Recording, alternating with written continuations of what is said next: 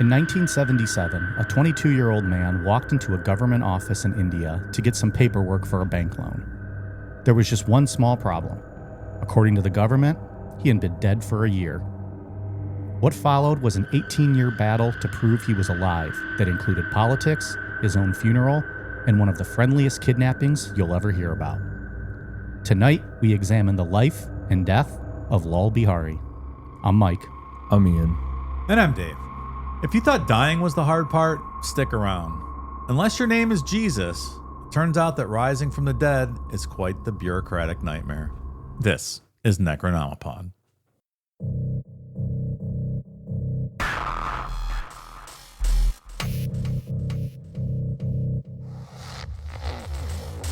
Lal Bihari went to great lengths to prove he was alive. In 1980, Bihari started the Uttar Pradesh Association of Dead People and added the word Mritak, meaning deceased, to his name. Soon he found support from many other living dead as the word reached nearby villages. Since it was founded, Bihari's organization has added over 20,000 members. It continues to fight on behalf of people wrongly declared dead from all over India.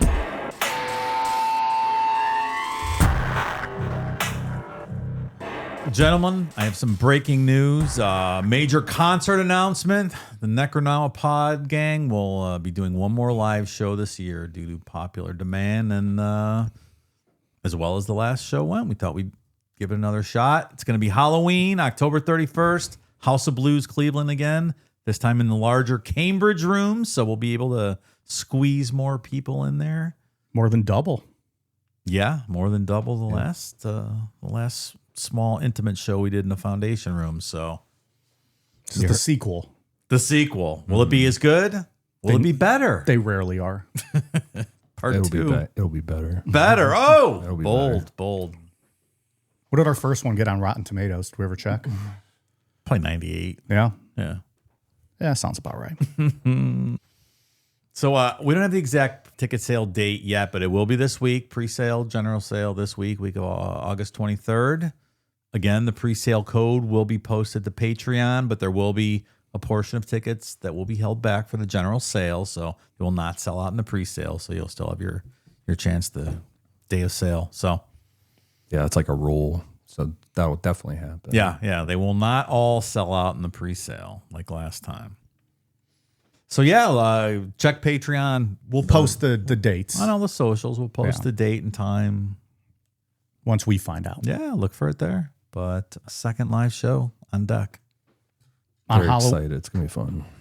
On Halloween, no less. Yeah, Very yeah. necro-fitting. Very. Get spooky. Can we call Art Bell? You think he can come make a special guest appearance? And have a seance. We could do a Ouija board. There you go. Bring all this bad karma to the House of Blues. We could like put a camera up above and like have a big projector screen and do a Ouija board live. Better get a manicure if we're going to do that. Yeah. You should. I probably won't. But Put dirt under your nails and give us a bad rap. imagine if we did that and brought all that bad juju, and then like the next band that performed, like a fucking amplifier falls on them and crushes them. Like, oh, it was those dipshit podcasters. The Art Bell music starts playing as soon as it happens. Dun, dun, dun, dun, dun, dun, dun, dun, dun, dun. It'd be better if it was ABBA. You like that one What better? do they always play? Dancing Dancing Queen? Yeah. That'd be funnier. Yeah. Okay, yeah, we'll post the dates when we know them. Yeah. If we had them, we would tell you now. But we wanted to get the word out, obviously, before we missed it, and then they'd already be on sale by the time we next spoke to you. And where would that leave us? Probably in an empty room. Probably. The House of Blues. Oh. It's tumbleweeds. Is Mrs. Hildebrand in the house? Doing a show for the fucking bartenders, Right. and the sound people. Maybe Mrs. Hildebrand will come to the show. It is Halloween. You never know. Hello, Mike. She's on the do not allow in list at the front door. I put her on the guest list, pal. My pussy. It's Halloween. It's good and plenty. Good and plenty. Yeah, it's like the perfect day for us. Yeah. It's going to be a lot of fun. I hope so. Yeah, it will. Was downtown Cleveland fun on Halloween? I don't think I've ever been on Cleveland on Halloween. Not since I've been a kid. I haven't. Where I used to trick or treat in Cleveland on Halloween. So no, I don't know. You weren't downtown. No. Yeah. It's a Saturday. I'm sure it'll be popping. Well, maybe. All the cool kids will be there. Maybe it'll be popping. Cleveland. It could also, be a snowstorm. It's fucking Cleveland. Yeah. And the popping could be gunshots and It could go any which way. Yeah. It's going to be a night of creepiness all around. One way or another, you're getting spooked. There's a lot of gun crime in Cleveland these days. You got to stay in the right spot. It's true. Last time it was all kind of still in daylight. This time it'll be dark. With even though it's the same time slot, That's but true. It's that fall weather. We're going to do that same 5 to 7 time slot. That's cool. That's a great time Yeah, slot. it's great. Yeah. And then people have their nights. They can go to the casino. They can go to the bar. Yeah. They can go back to their hotel room and fuck. Whatever they want to do. That's what I did after the last show. Yeah. Nice. I don't know why I said that. It's probably not even true. I don't even remember. I was really high at the last show. There's a lot of that live show that I don't remember. Well, there you go, Man, pal. I probably drank 20 beers and I went to bed that night stone cold sober. Like it just was one of those nights where I think my nerves were up. It just didn't take. Yeah. I think I was probably feeling good, but like I drank way more than I probably should have. I did too. I haven't really been drinking like that anymore, but they kept going down quick. They were going down real quick. Well, also when you're talking so much, That's true. because we did that, we were talking to people and you just get parched. Probably should work in a Gatorade or a water every 5 beers. I tried to say that I was going to not smoke until I was done narrating live, and then I fucking just ripped my vape Well, a couple minutes after sitting down.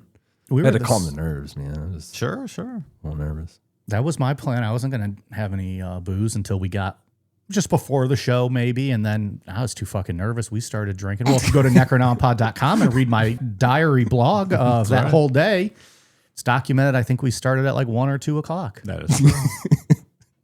But then my fear was that I was going to be hammered, and that didn't happen all day. Weird how things shake out. It's crazy. You don't get drunk if you just throw up. I didn't throw up. I didn't puke. Almost. New character, bulimic Mike. Oh, I could shed a couple pounds. This is one of the funniest and most frustrating stories we've ever covered. It's something, man. This poor guy. We needed a palate cleanser after Karen Reed, 3 weeks of Karen Reed and debating. It was a lot. It was a lot of Boston, frankly, and that's just a turnoff. Park my car on John's head. So in 1977, in the Azamgarh district of Uttar Pradesh in northern India, a 22-year-old weaver named Lal Bihari walked into a government revenue office to pull a copy of his family's land papers. He needed them for a bank loan. The clerk at the counter was a guy that he knew, a friend of his, someone that he had dealt with plenty of times before, and the clerk told him he couldn't give him the papers because Lal Bihari was dead. LOL, lol. LOL. The way Lal later told it. He thought it was a joke, right? So he smiled at the guy, and the clerk didn't smile back. He said, quote, Lal Bihari died last year. I don't know who you are. What? Pretty much get the fuck out of here. Yeah. Go away, dead man. It's hard to keep a poker face when you have to say that to someone you know, right? Yeah. That's like me saying, Ian Namapat died last year. What are you talking about? You're looking at me like, You're like, but I'm right here. Maybe the threat of government corruption and criminal charges was enough to keep him straight. I guess so. Lal Bihari was born on May 6, 1955 in a village called Kalibad in the same district. His dad died when he was about 8 months old. His mom remarried and moved with him to a village nearby called Amilo, a town full of weavers, people who make cloth and saris and hand looms for a living, like the long wrap dresses that women in India wear. I think I learned that from The Office.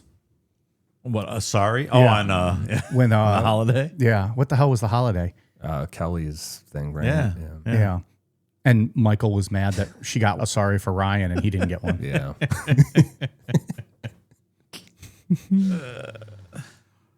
That's when he was a samosa and he thought it was a s'more. The fucking dumb. Those early episodes are so fucking funny. A quick bit of geography, because it can kind of get a little confusing with what we're talking about, especially something like you said, Dave, something so weird where people are like just stone cold, like, you're dead. Like, what are you talking about? You are not alive. Why are you here? The plot of land his dad left behind was in Khalilabad, where he was born. Amy Lowe, where he actually lived, was a separate town in the same district, but close enough that people still knew his family, but far enough away that he wasn't there on a day-to-day basis. It's like Medina and Medina Township, perhaps, Maybe. in local terms. I guess so. Now it makes sense. I get it now. He never went to school and never learned to read or write. By the time he was old enough, he was working the looms himself, weaving saris. And that would have been his whole life, a weaver in a small village. But instead, we have this whole story of him trying to prove he's alive. I'm just a weaver in a small village. Yeah. A dead weaver in a small village. Weaver.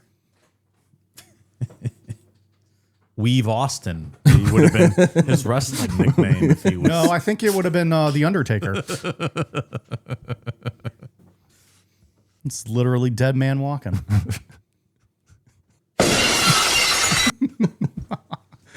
We haven't heard the No? we You haven't wanna hear had it? Beav Austin here in a long wanna hear time. it? Where is he?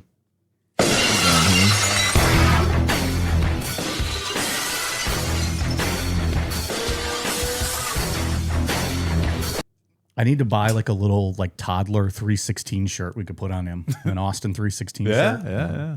I'm gonna have to look for that. I think it's a new character. For old wrestling, maybe we'll throw it out there. Weave Austin. Weave Austin. How is he not the Undertaker? He's literally the dead man. Get him like a 316 sari, right? There you go. Weave Austin. Him and Beav are teammates. Tag team. Tie you up in a sari, and I'm sure you can do something with it. When I think of a hand loom, I think of remember the movie Wanted? Of course not. They were assassins. Remember that? Oh, it's really good. Check it out if you've never seen it. Never mind. That's going to fall flat, and you guys have no idea what I'm talking about, so we'll just move on now. Somebody out there's like, yeah, Dave, I know that movie. One of the greatest headshot videos in history with Angelina Jolie. Yeah. Never mind. You don't even know what I'm talking about. Nope. Can't say that I do.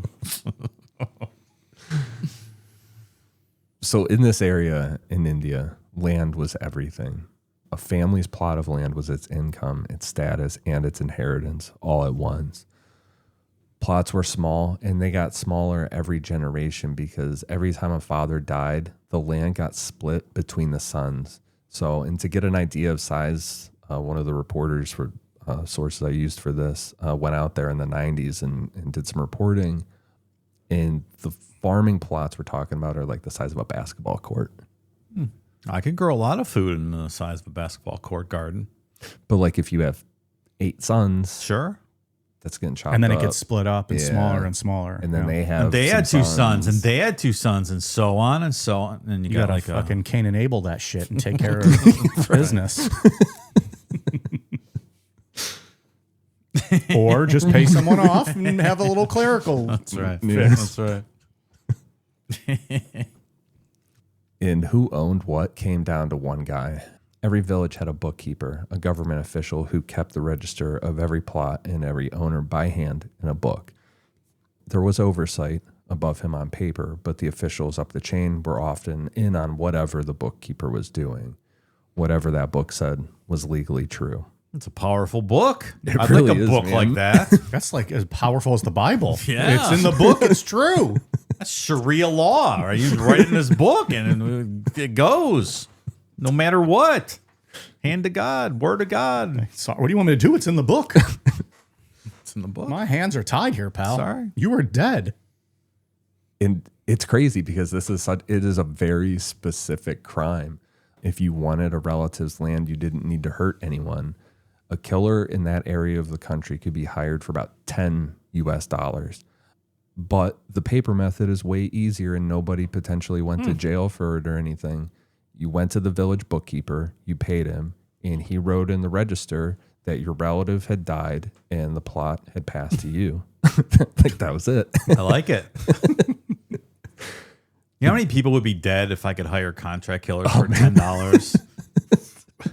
Like actual killers or just like paperwork and then it makes them dead? Either or. Both ways sound very appealing to me. If I could off people for $10 a head. It's not a bad price. I think they got like a Black Friday, like holiday 2 for $15 special.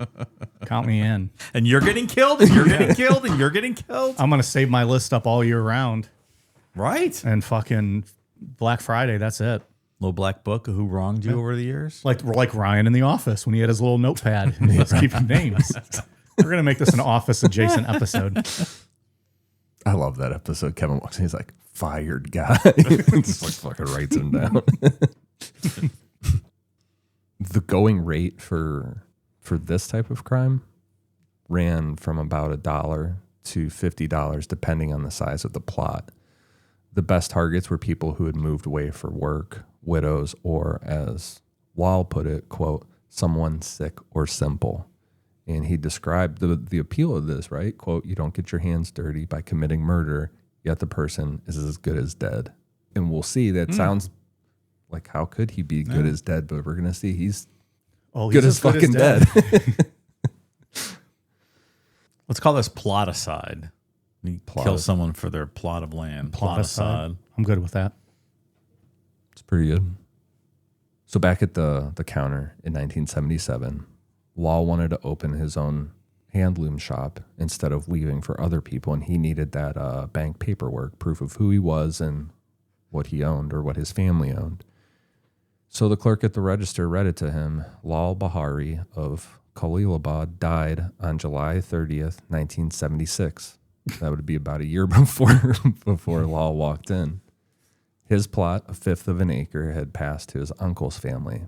His uncle had paid the village bookkeeper 300 rupees, so that's about $33 at that time, to write him out of existence. So it was his uncle that did it to him. And the bookkeeper, like we said before, it's his friend. It's his friend. Right, something he'd been dealing with for years. $33 is $33. Yeah, it's not personal.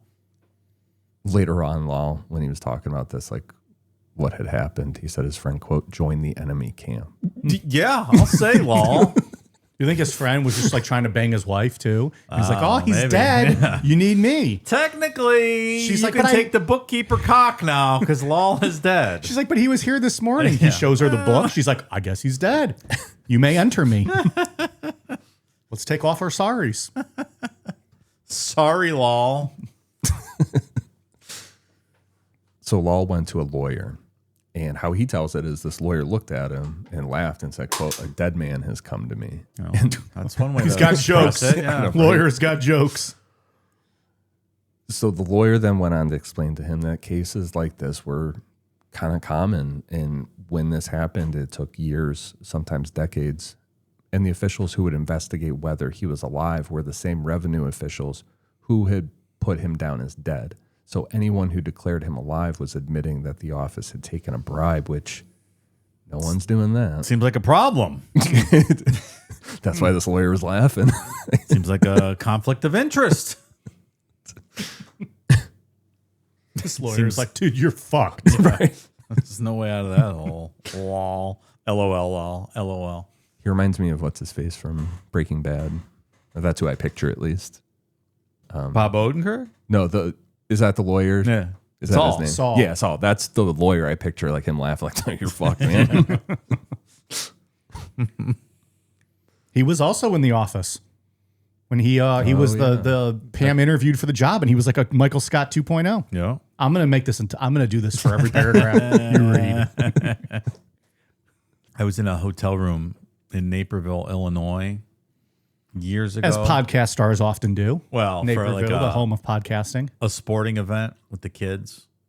And Bob Odenkirk is from Naperville, and they were bouncing balls off the wall in the hotel room, and apparently Mr. Odenkirk was next door in the room and called the front desk. The front desk called and chastised the kids because They were too loud. very VIP Bob Odenkirk was in the next room. They were disturbing him. Look, if it was my hometown, I'd probably have a fucking house there, but that's just me. Wouldn't be staying at the fucking Best Western. So I saw him in the lobby. He did not look happy. Well, he didn't get any sleep that night. He didn't. Sorry, Bob. You should ask him for a picture. Yeah. While Lal's trying to figure this stuff out, like going to the lawyer, the rest of the village treated this whole thing as a joke. Neighbors pointed at him in the street, said like, there goes the ghost.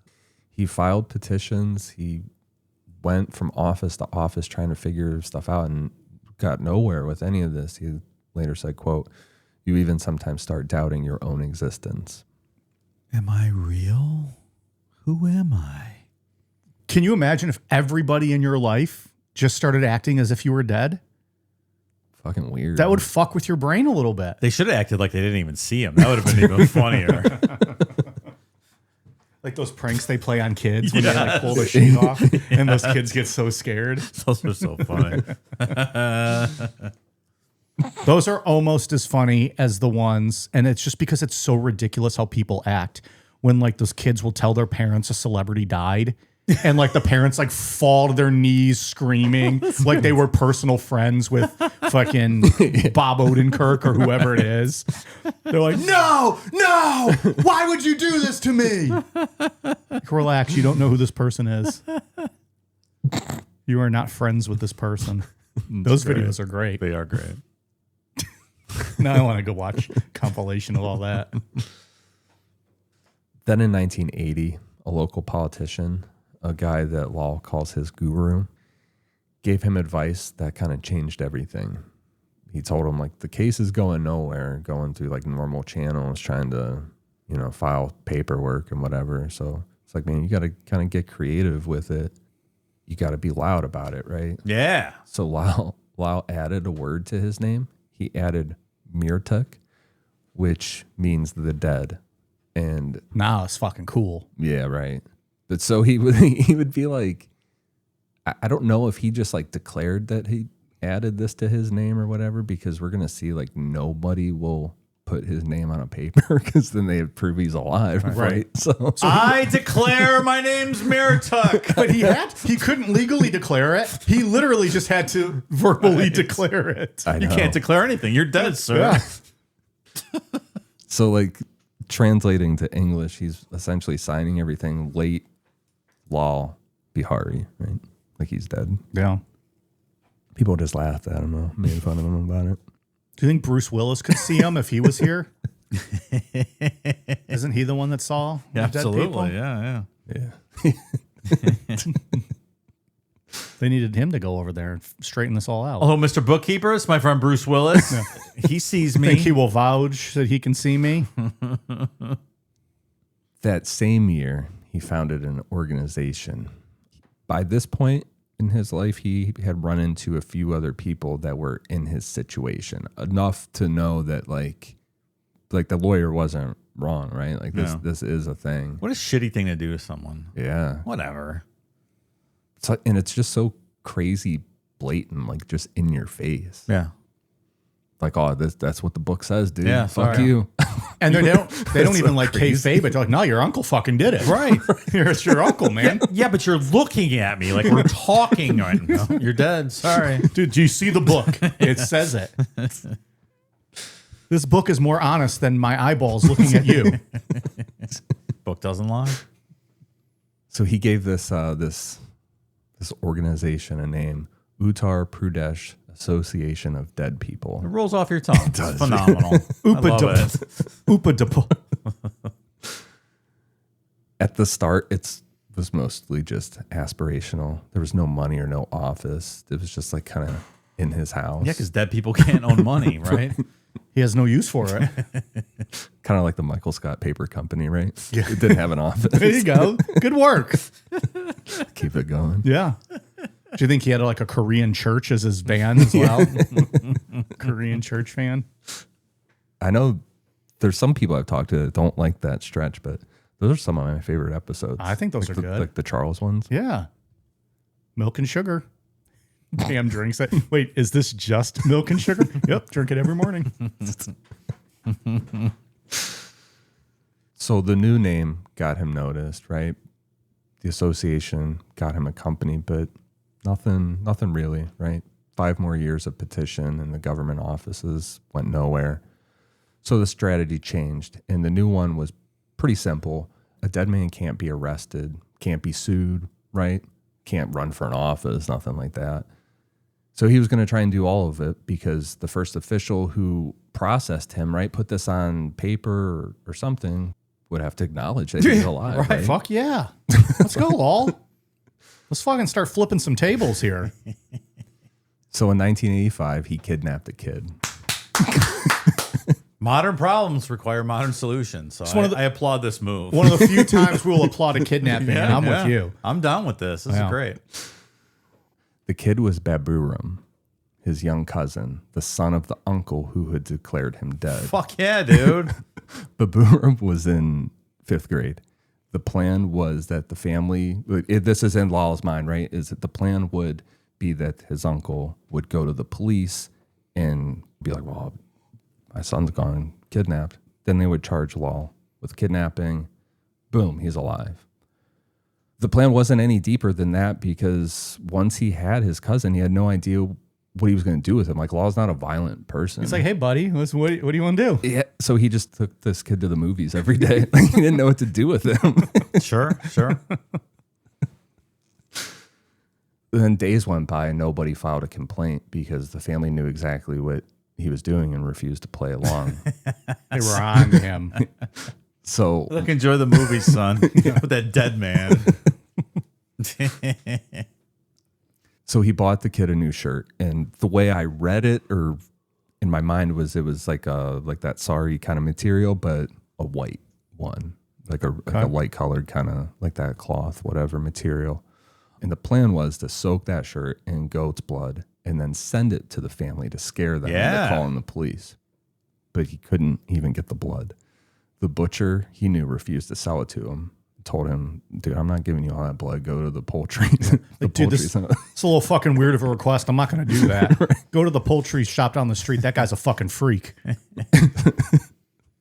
So Lal later said, quote, the blood from a chicken was never going to be enough. So he dropped this whole splatter. There's not enough blood in a whole chicken? I have a few questions. How much fucking blood were you going for, man? Jesus. Feel like even just a pretty good scratch on your own arm and you can get enough blood to send the message. I feel like he was going for like some carry kind of shit or something. Holy shit, dude. The shirt can only get so red. At that point, we get it. Right. This guy had a plan. He was not settling for anything less than the goat blood. Then eventually he met a journalist. Lal described it later saying, quote, a journalist told me I would end up a criminal. He told me to return my cousin and promised to publicize my plight. So Baburam went home unharmed, wearing the shirt never was covered in blood. It was just a new shirt. So having seen all these movies, got new clothes. He said, this is fucking great. Can I get kidnapped again? Can you kill another uncle and let him kidnap me? This is awesome. The journalist kept his word, and the story ran in a state newspaper. And a member of the state legislature read it and raised his case on the floor of the assembly. So for the first time, people outside of Azamgarh heard the name Lal Bihari. All right, let's go. Yeah. Let's get some traction here. Yeah. By the way, Ian, Diwali was the holiday in the office. I had our researchers look it up. Nice. So Lal took it to the capital. First, he traveled to Lucknow and staged a one-man sit-in outside the legislative assembly, just him and a sign kind of thing. And when he looked around the street, there were hundreds of protesters everywhere, each with their own grievance and their own sign, all of them just completely ignored. So he realized that just sitting there quietly doing that is pointless. He's going to have to get a little louder about it. Got to stand out in the crowd. Yeah. Mm-hmm. Which is hard when you're a dead man. Yeah, and it sounds like there are a lot of people out there in India protesting various conditions, and Sure. things that they're having, right? And it doesn't sound like they're getting a lot of help. I think with that caste system, the lower castes probably not having a great time of it sometimes. If only he was 6'10" and wore like an old Western Undertaker outfit and had like dark circles under his eyes. That would probably make things happen. Maybe he needed a manager. Being like, oh, my client is dead, but he stands before you alive. Is Undertaker really 6'10"? That's what he was billed as. I don't know if he's actually, That seems very tall. but that's what he was billed as. 6'10", 328 pounds, pal. God damn. It was the 90s billing of him. He's probably, but like Hulk Hogan was billed as 6'8". He's probably like 6'4", and then with all of Really? his spinal issues, like by the time he passed, I think he was like close to 6 feet. Wow. Yeah. Pussy. That's what that leg drop he would do that compresses like his tailbone. right. He had like 30 back surgeries, I think, 20 or 30 back surgeries over the course of his life. Hogan, I'm talking, not Undertaker. Yeah. All that racism makes you shorter. Yeah, right. Every racist thing you say, you lose half an inch. That's right. Sorry, pal. God's rule, not mine. God's rule. So in 1986, he came back with a visitor's pass to the assembly and 7 handbills. They're like these little printed flyers kind of laying out his case. And in the middle of the session, he like busted in and threw him onto the assembly floor, screaming, quote, "Make me alive." Yeah, get some. Now we're turning it up. I hope as he walked out, he just fucking punched an assemblyman as he just like kept walking out through the door. He grabbed some beers, chugged them, and threw them out. Can a dead man drink beers like this? Every time they try to interrupt him, be like, "What? What? I'm dead. What?"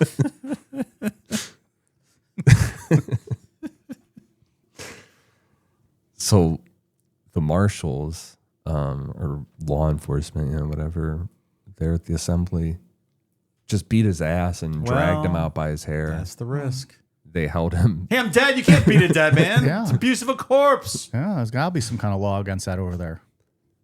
They held him for 7 hours. And at that point, being held, he was thinking that this whole thing was a win, right? But they never formally booked him. They just kind of beat him, held him, and then threw him down. Fuck. It's worst case scenario.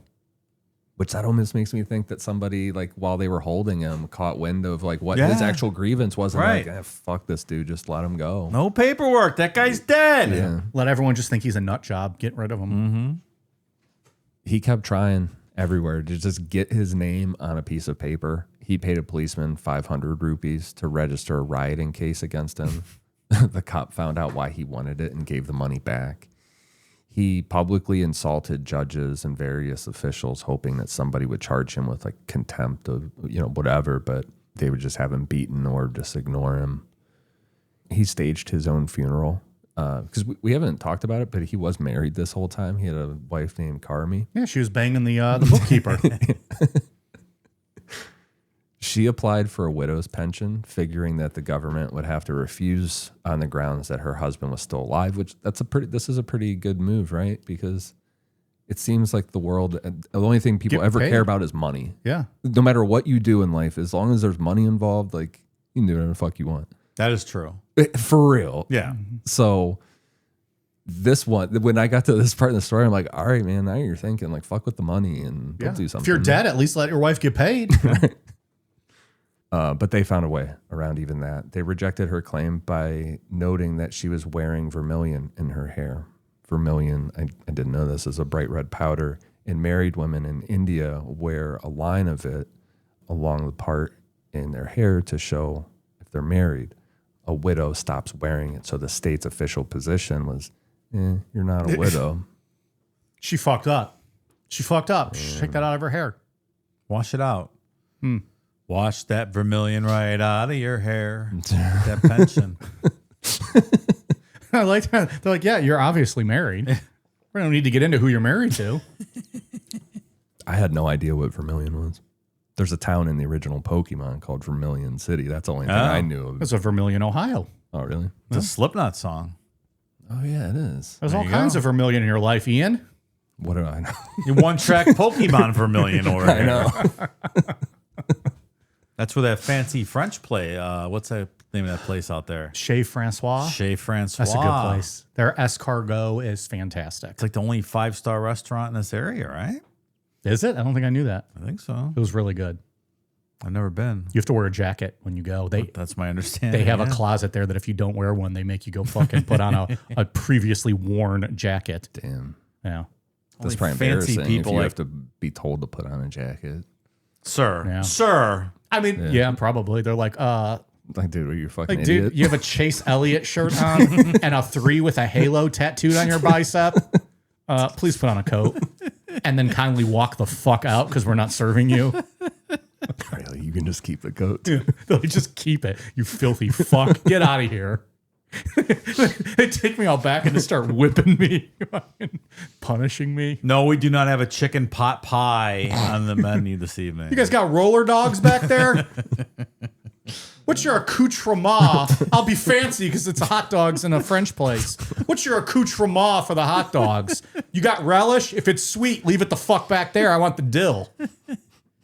Yeah, I hate sweet relish. The worst. It is awful. Terrible. It's awful. Who the fuck? And that's what usually is out for relish. Yes. Who the fuck's using sweet relish? Terrible people with no taste. I wish it was people that were like Lal Bihari, dead. It's dill or nothing, man. Mm-hmm. Don't fuck around with the sweet relish. Yeah. The Chicago, like that's got me on like the slice of a pickle. The pickle hot dog, with the yeah. pepper and then the salt. Yeah. And then if you get that, whatever the Chicago relish is, it's like the neon green. It's crazy looking, but it is so fucking good. Yeah. All right, well, that was hot dog talk. We went from 5-star Chez Francois to hot dogs. I love it. This is a good episode. I don't know what this foie gras shit is. I want me a roller dog, bitch. What does it say? Froy grass? What is this froy grass? You guys serving grass back there? Don't put that grass on my hot dog. Man, I fucking love foie gras. It's so vile how they force feed that shit, but it is so fucking good. Let's just enjoy it. Let's just It's enjoy so it. good. I've never Don't make had me it. think about how you're Let's making just this. enjoy it. It is really tasty. I don't think I had that when I was there. I don't remember. I know I had the escargot and that was delicious. We're going to get our ortolan one of these days, pal. Oh man, we have to be invited. We should probably stop talking about it so much because then they're gonna be like, oh, they're gonna out our party. I want to be invited like Bourdain was in his book. No. Hard to believe we're deep into August already. Kids are probably back to school, and autumn, the greatest of all seasons, is almost upon us. And it's also a great time to spruce up that fall wardrobe. That is why I absolutely love Quince. Quince has everything you need to look your best this fall. If your outfits have seen better days, Quince makes it easy to get that upgrade going. Premium materials, built for the long haul, and their pieces are so versatile. You can mix and match. They essentially go with anything. Lounging at home or perfect for a casual night out on the town. For me, it's the cardigan. I bought one expecting, just a couch sweater, but it quickly became the thing I grab on the way out the door. The Mongolian cashmere is absurdly soft, but what surprised me the most was the structure. It holds its shape, it layers clean over a t-shirt without looking sloppy. It goes with everything. I wear mine constantly, whether I'm down here in the basement working or having to run out real quick and pick Ian up because he got lost on his way home. Upgrade your everyday. Download the Quince app for app-exclusive offers or go to quince.com/necro. Get free shipping on your order and 365-day returns, now available in Canada and the UK too. That's QUINCE.com/necro. This episode is sponsored by BetterHelp. Look, you've been hearing us talk about BetterHelp for years now, but have we ever really talked about how happy people are with the services they've received? Don't take it from us.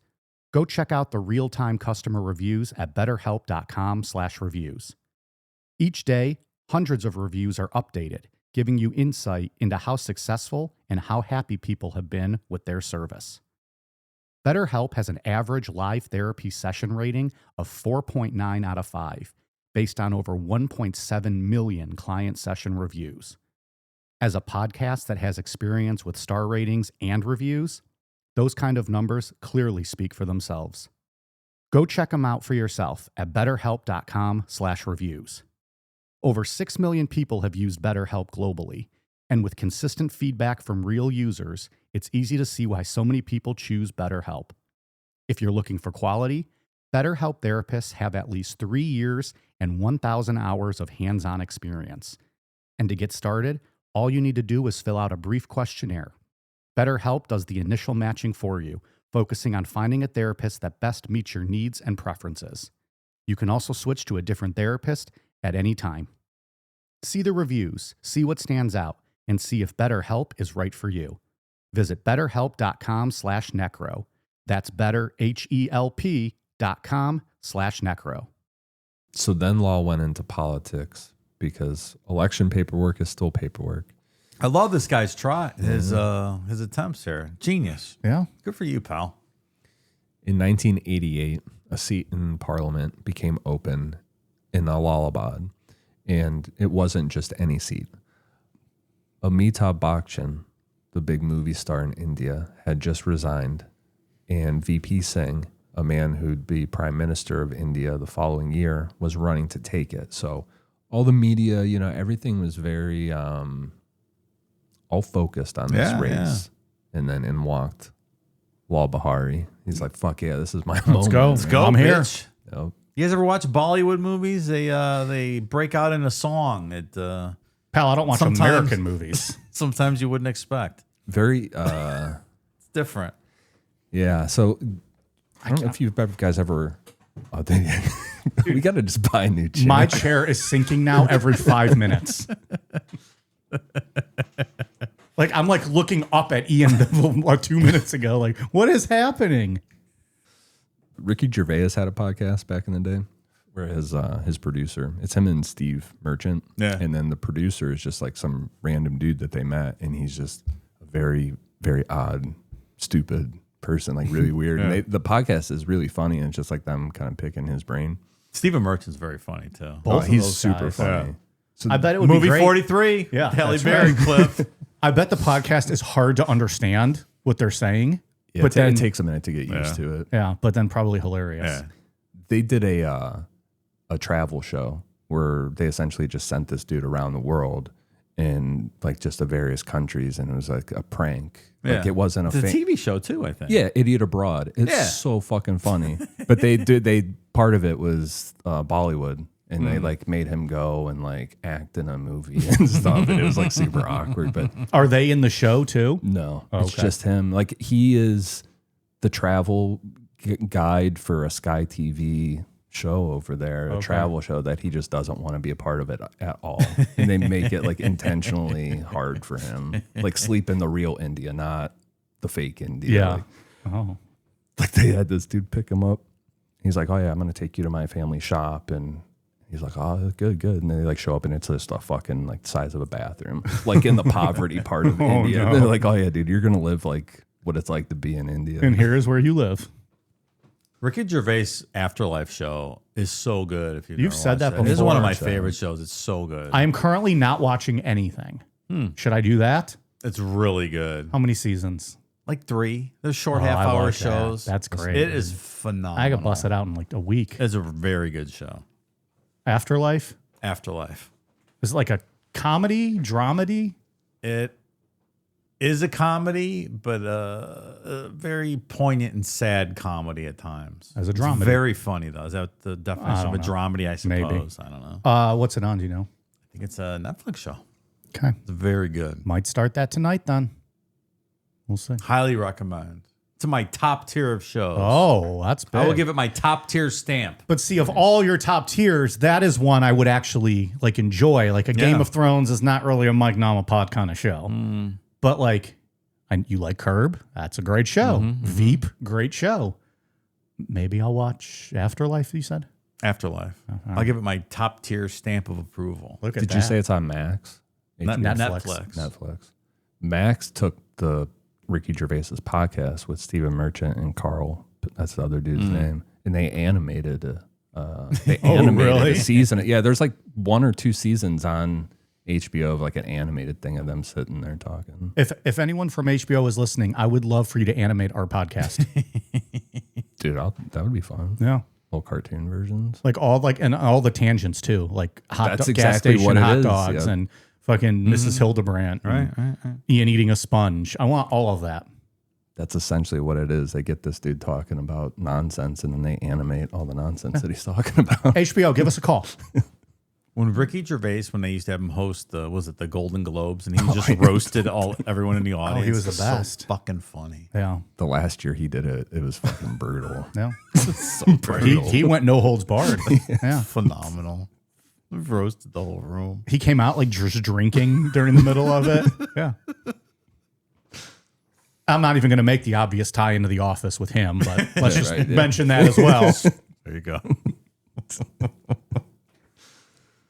So to get into politics, Lal sold off, property that he had to raise money.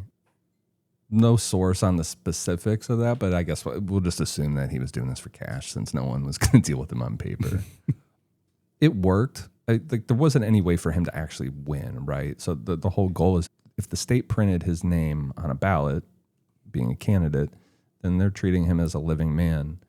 He actually got about 1,600 votes, which was pretty wild. Without being on the ballot. Right, without Because they didn't. Right, He was a write-in candidate. Right, he was making enough noise to get 1,600 people to That ain't vote bad. for him. Solid. Good for you, pal.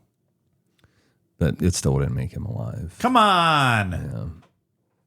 The people who run elections and the people who the fucking magic book for the land register, that's two separate things. So it wouldn't have mattered if they put him on paper, really, anyways. So that means he could be a candidate in one district and dead in another because the only book that could resurrect him still said that he'd been dead since 1976. So the state had now contradicted itself in writing. In 1989, he kind of made a play for that contradiction. He's hitting every angle. Got to do something, man.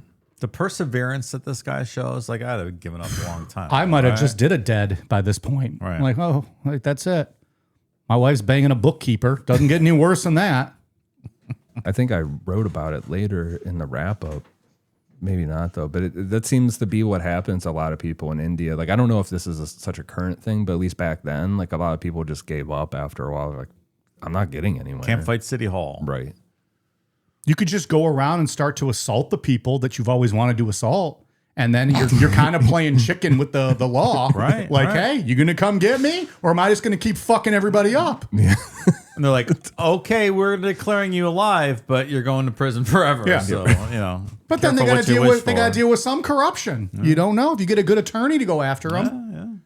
Maybe you sit in prison for a little while, but you're going to get paid.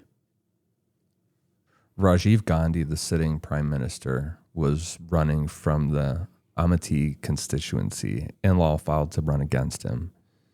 Once his nomination was accepted, he turned around and petitioned to have the entire election thrown out. His argument was that the election's invalid because the state allowed a legally dead man to be on the ballot. Either he was alive or the prime minister's election was compromised. Bam. Binary choice, motherfucker. The petition failed, but but the story of a dead man running against Rajiv Gandhi went national. So in 1994, after 18 years of this, it finally broke. By then, the pressure had piled up. He's in the newspapers. He's got this association that was now gaining some traction because there are a lot more people that were going through this. As Kid Cudi would say, I'm in the magazines, I'm on the TV. No matter where you are, you might see me. Exactly. Poetry. That's poetry.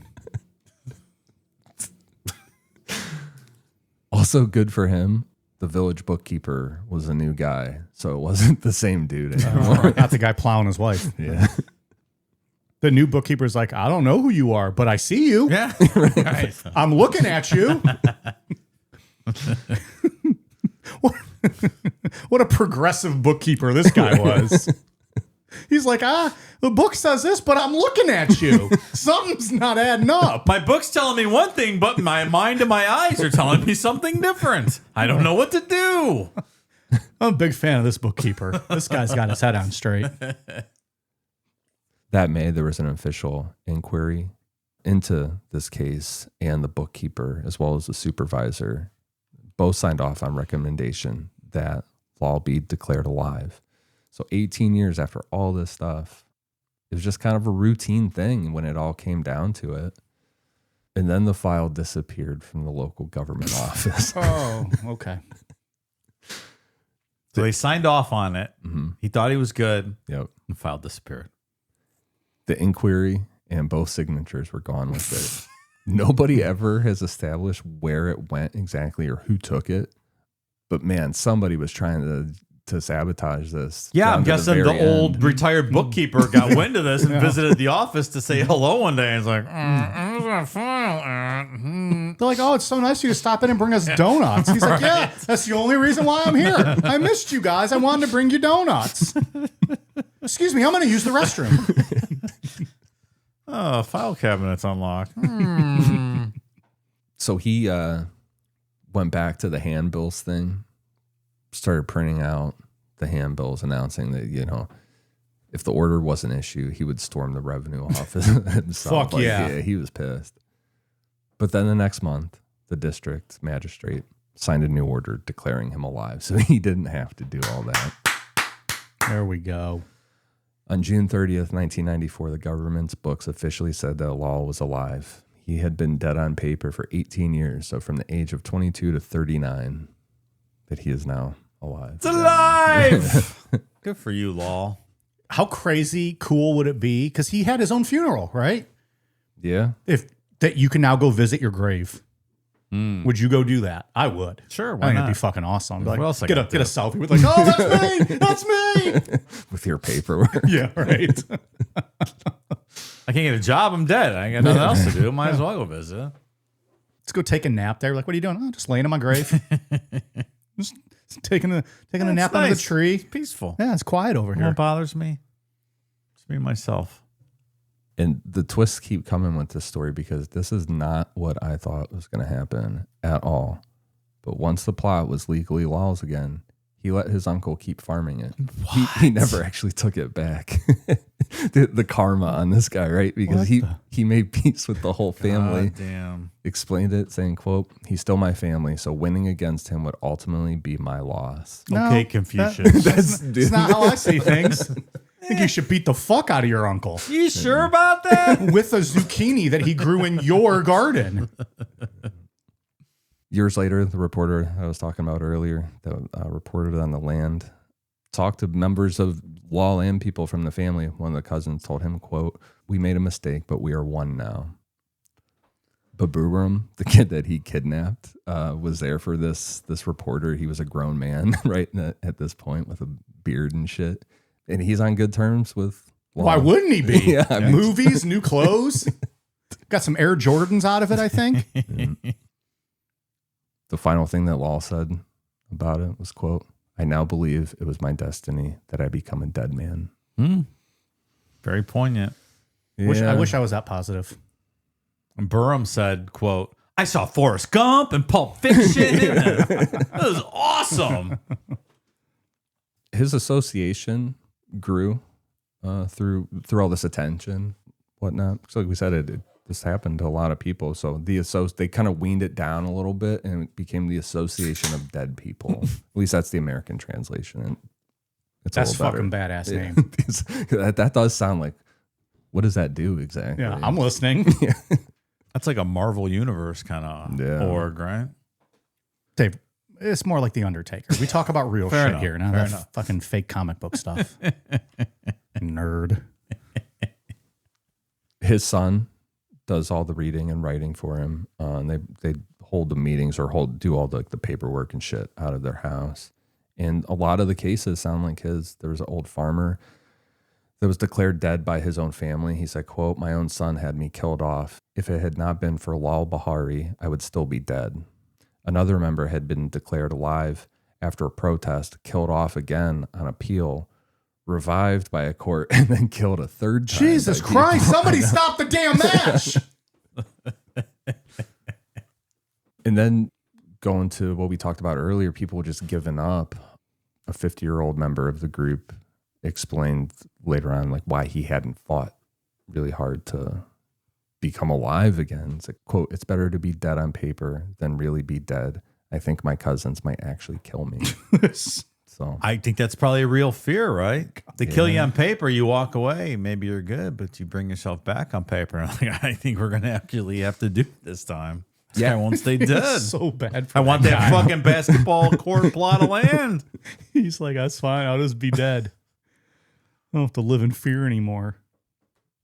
Then in 1999, Time Magazine ran a story on this whole thing. That's the report earlier that I was talking about. And once it ran, the state couldn't really ignore this problem anymore. The High Court ordered an inquiry, and the government took out newspaper ads inviting anyone who had been declared dead to come forward. Hey, are you dead? Call 1-800 I'm not dead. Let us know. Within months, they had around 90 cases. The High Court called it, quote, "a never-ending process." By 2007, the state's own revenue department had reported 303 documented cases of living people listed as dead, with disciplinary proceedings against 91 revenue officials. Good. Yeah. But Lal's estimation is that the real number just runs into the tens of thousands because people just give up. Many. Yeah. Isn't that wild? In 2003, the story went international. Every year at Harvard, there's an award ceremony. It's kind of like a parody of the Nobel Peace Prize. And it goes towards real achievements that sound ridiculous at first, but then they kind of make you think. In 2003, they gave their Peace Prize to Lal.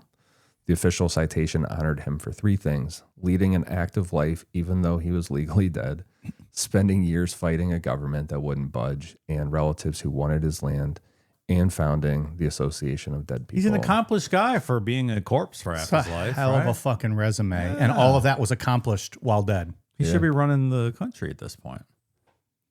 That's the thing about good karma, though, right? Because like if he would have been an asshole, not have been an asshole, but if he would have given in probably to what 90% of people would have done and like been like, "Fuck you, man, I'm not giving you this land back."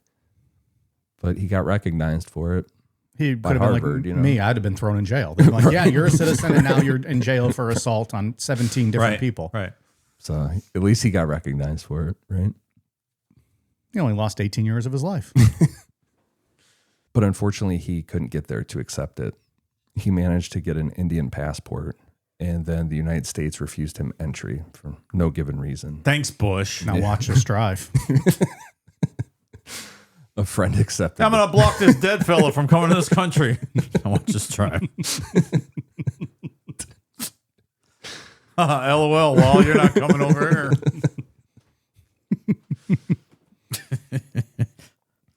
I'm going to go flood New Orleans. Maybe when they were having the conversation and they presented it to Bush as they were like, Lal Bihari wants a passport. He thought they were laughing. They were saying LOL Bihari, and he thought it was all a joke. He's like, okay.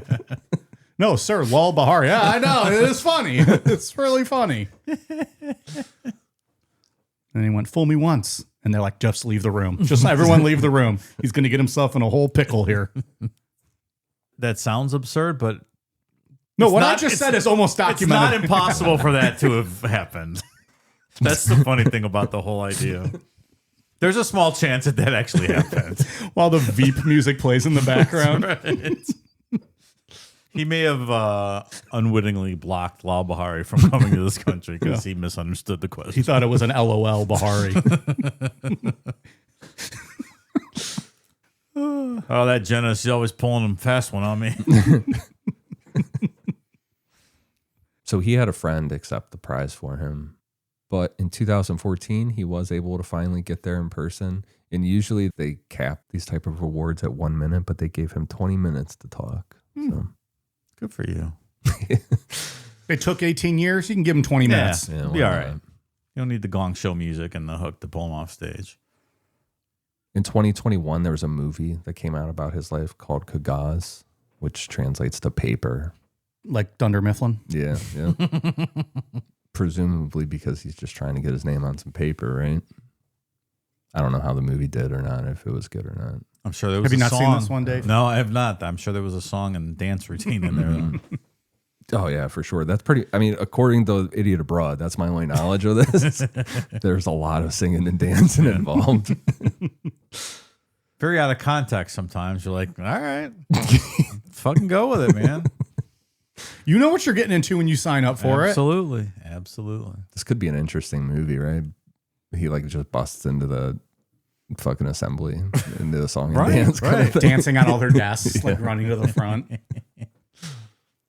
In 2018, Lal sued the state government for 250 million rupees. That's about $3 million as compensation for his 18 missing years. Because, I mean, like, he went quietly in the good karma, but still, like, fuck yeah, he should get some. He couldn't farm his plot, right? Yeah. He missed out on being able to start his business. He couldn't get the collateral for the loan. All kinds of bad stuff.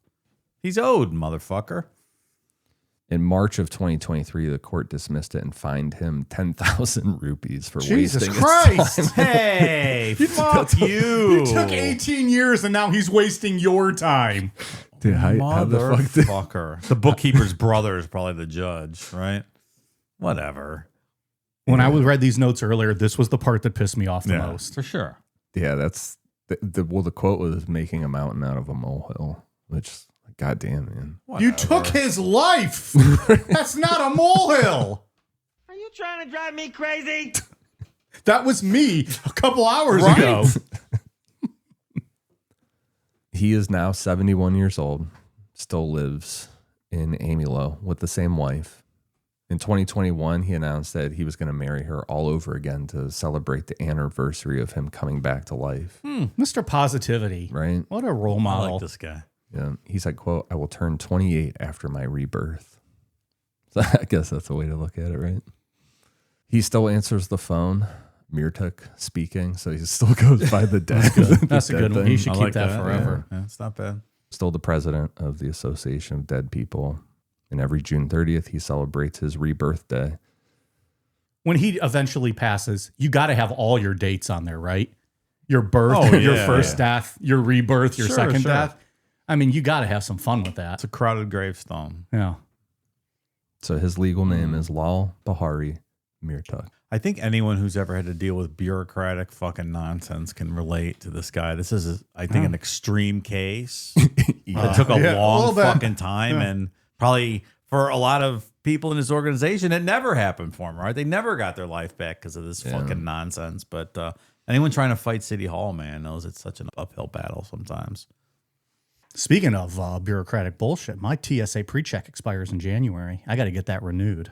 Can you imagine standing in a regular security line? No. Jesus Christ. I want to go through the pre-check while I eat foie gras and caviar and just get breeze on through. I hope it's a little bit expedited. The first one took me a little while to get approved. Must have been looking into my background. Yeah, it was like 6 months. Yeah, yours took forever. Yeah. They must have been. Oh, they must have found all that tomfoolery going on. Mine took like 2 weeks to renew. Yeah, mine was like 4 months, I think. It took a long time. I thought you were on a watch list. I know. Didn't come back. How long did those last for? 5 years. Yeah, so mine would have been 2022. I don't know. But You're on a watch list for sure. I should probably get that submitted just to give me that 4-month buffer. You don't want to be in the plea blind, man. Takes forever sometimes. You gotta take your shoes off and take your electronics out of your bag. I would just not travel. You know what I would do? I would get in my conversion van and I would drive. Oh, that was OT, wasn't it? Yeah, it doesn't matter. Go listen to Overtime. You know all about the conversion van story. I'm going to take a roadie on this one. By the way, anyone wants to ride in my conversion van? No security. You just come on in. You can bring whatever you want. Guns, drugs. I don't give a shit. That's not code. He means it. Well, Lal Bihari is an inspiration. Yeah. It's maddening. It's a fucking maddening story. It really is. That someone with the flick of a pen and $33 could just fuck your whole life over like that. Yeah. Crazy. And then he comes back and is like Mr. Family Man. Yeah, yeah. All I'm going to say is we should not let hitman rates go to $10 in our area because there will be Well, at that point, it's the purge. there'll be a trail of corpses in our town. Jesus, pal.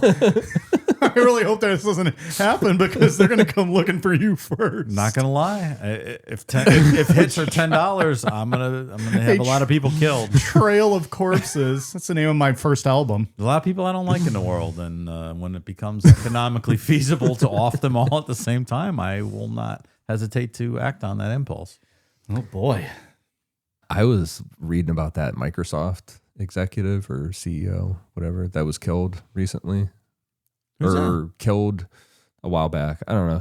It was like a murder for hire thing where he was going through a divorce with his wife. I know what you're talking about. Yeah. Yes. Like the trial just started or Okay. something. All right. This sounds like our Ghost Adventures guy. Yeah, but it's like this dude's actually dead though. Like they succeeded. Yeah. Not cool. Not cool. Well, it was funny when the nerd lived. It was like 10 grand. It was like shockingly cheap. it? That's Yeah. not very expensive. I know. Like shockingly cheap. Oh, shit. Yeah. I heard that. I'm like, Did the story say, out of curiosity, like who you call? Is there a contact number printed in that story? They got like a QR code or something?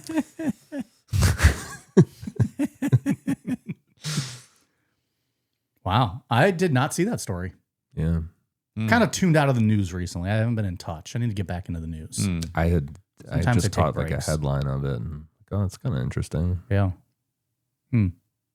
Sounds like something we could do eventually. It sounded like there were some weird twists there. I like I it. would do a murder for hire type Job? story. Oh, episode. story. I thought you were looking It just reminds me looking of for employment. reminds me of Horrible Bosses, Wet Work. Wet work. Should we have put out a platter? And they're like arguing. That's phenomenal. I haven't seen that in a long time. I know. It's a That's really good. good movie. I think I've only seen that movie once, actually. It's pretty funny. The second one was fine. I love that fucking Jennifer Aniston is obsessed with what's his name? I know it was Charlie, but what the hell is his name in the movie? I don't remember. Yeah. And he wants nothing to do with her. She's fucking gassing him up and coming on to him. That's great. Julie Bowen's in it. I always liked her too. From Modern Family. Yeah. Yeah. And Happy Gilmore. Oh, yeah. She was the love interest. Well, all right. Ian, any other thoughts on this one? Anything else you found? No, that's all I got. This was an enjoyable story to talk about. Yeah. Frustrating. Unless your but name's fun. Lal Bihari. Wasn't great for him. Next week we'll be back with like a heavy hitter one. Yeah. Be back to the usual content. But yeah, this was it still technically falls within the true crime world because he did kidnap somebody. So He did. it technically still makes the list. No? I should have killed that kid, right? At least soaked him in some fucking chicken blood. Come on. He should have just taken the chicken. What Yeah. the fuck, man? For real. Yeah, I don't understand what he was going for on that one. He's probably like, I can imagine him sitting there. He's like, all right, what do I do now? Yeah. What's next? He probably didn't even really kidnap the kid. He probably just was like picking him up for somewhere and just like, I'm not taking you home now. Yeah. Let's go watch movies. Yeah. Like he didn't grab him from anywhere. He's like, all right, kid, well, you got this new shirt. Guess I'm going to take you home now. Hey, Uncle Lal, you want to go to the movies? Sure. Well, all right. Dave, what do you got for us on Patreon? 2 weeks build up. Got quite a few patrons to talk That's good about this news. evening. So, yeah. 7 years of content. Huge archive. Never missed a deadline. Never. You'd have to be a fucking bum to miss a deadline.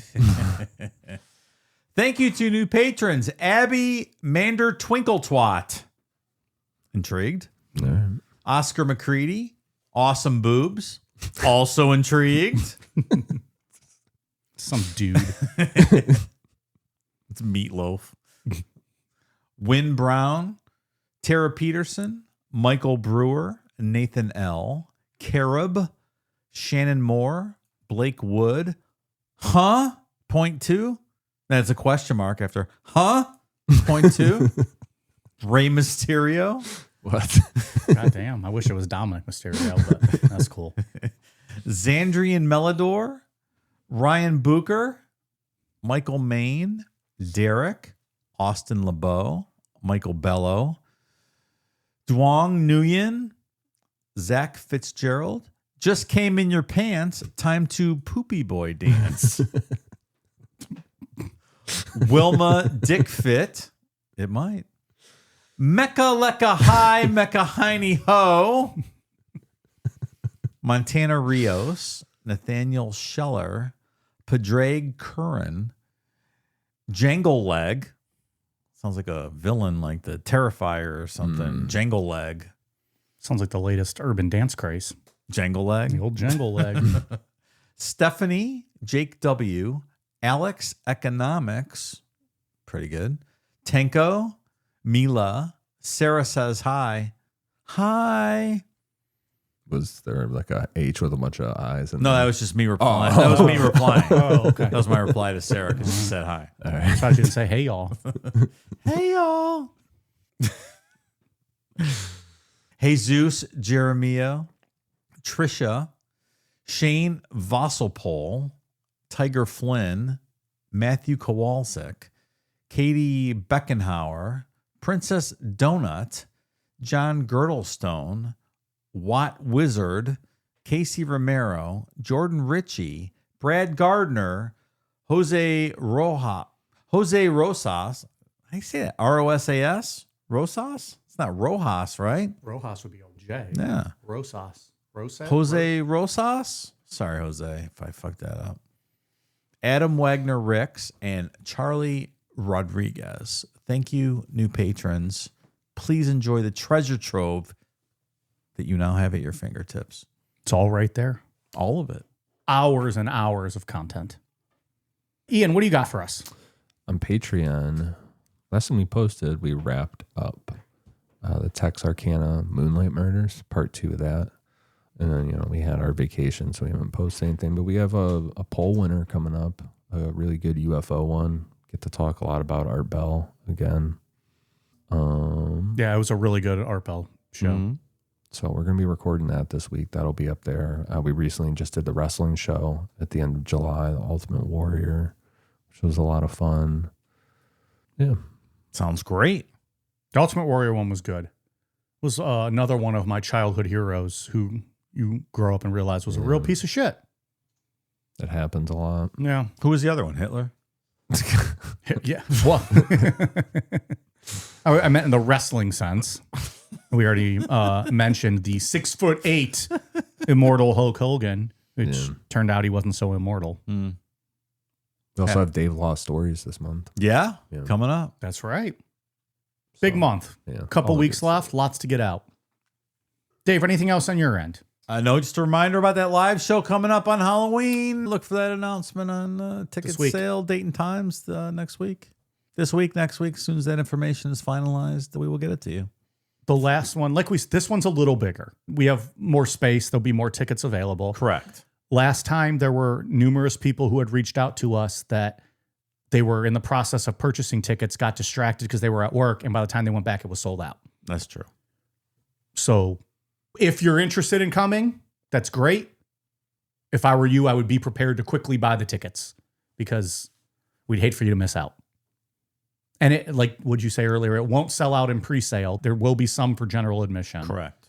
That is that's the protocol for it. Good luck. Happy See you hunting. Yeah. We are on Twitter, Facebook, Instagram, YouTube at Necronomipod, patreon.com/Necronomipod, Amazon.com, search Necronomipod for all of our merch, and Necronomipod.com. All right, you guys ready for a cool down beer? Cheers.